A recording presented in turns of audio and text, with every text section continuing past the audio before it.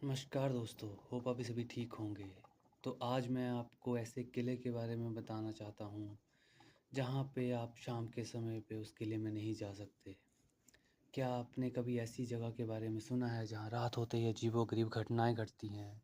एक ऐसा किला जहाँ सरकार ने भी बोर्ड लगा रखा है कि सूरज ढलने के बाद यहाँ जाना मना है। जहाँ लोगों ने रात में अजीब साए देखे हैं, रहस्यमय आवाज़ें सुनी हैं और कुछ तो हमेशा के लिए गायब ही हो गए हैं। आज हम आपको ले चलेंगे भारत के सबसे रहस्यमय और डरावने किले भानगढ़ किले की कहानी सुनाने। पर ध्यान रखिए, इस वीडियो को आप अकेले मत देखिएगा। भानगढ़ किले का इतिहास। ओके, राजस्थान के अलवर जिले में स्थित भानगढ़ किला 16वीं शताब्दी में आमेर के राजा भगवंत दास ने जी बनाया था। ये किला अपने समय में सबसे भव्य और समृद्ध किला था, लेकिन आज ये खंडर बन चुका है। उसका जो रीज़न है उसको मैं आगे आपको कहानी में सुनाऊंगा। पर सवाल ये उठता है कि आखिर एक समृद्ध नगर अचानक वीरान कैसे हो गया। इसका जवाब है भयानक रहस्य में, जिसे सुनकर आपकी रूह कांप जाएगी। भानगढ़ किले की सबसे डरावनी कहानी ये है। कहते हैं कि इस किले में रत्नावती नाम की एक राजकुमारी रहती थी जो बेहद खूबसूरत थी। उसकी सुंदरता की चर्चा पूरे राज्य में थी। उसी नगर में एक तांत्रिक सिंहिया रहता था जो काले जादू का मास्टर था।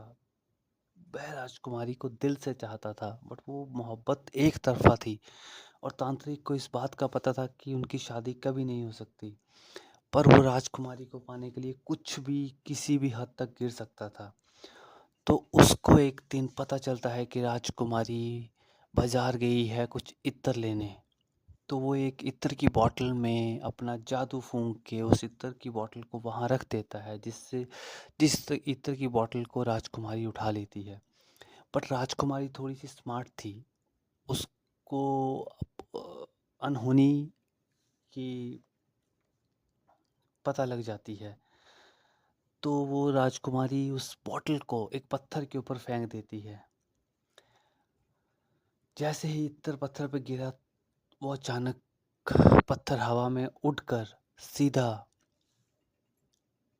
जैसे ही इत्र पत्थर पे गिरा तो वो अचानक हवा में उड़कर सीधा तांत्रिक के ऊपर गिर गया और उसने तांत्रिक को मार डाला।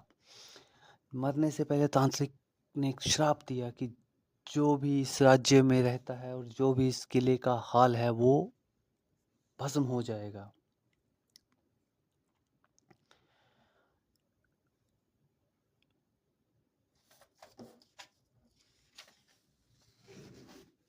और हुआ भी कुछ ऐसा ही विनाश। कुछ टाइम के बाद वहाँ पे पड़ोसी राज्य ने वहाँ पे हमला कर दिया और चारों तरफ खून ही खून लगा हुआ था। राजकुमारी समेत पूरा नगर उस हमले में मारा गया।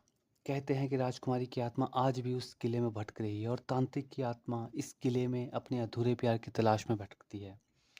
रात में किले से आती हैं अजीब आवाज़ें। कई लोगों ने किले के अंदर से औरतों के रोने, अजीब फुसफुसाहट और चीखने की आवाज़ें सुनी हुई हैं। जो रात में गया वो कभी वापस नहीं आया। स्थानीय लोगों का ये भी कहना है कि जो सूर्यास्त के बाद इस किले में गया वो कभी वापस नहीं लौटा।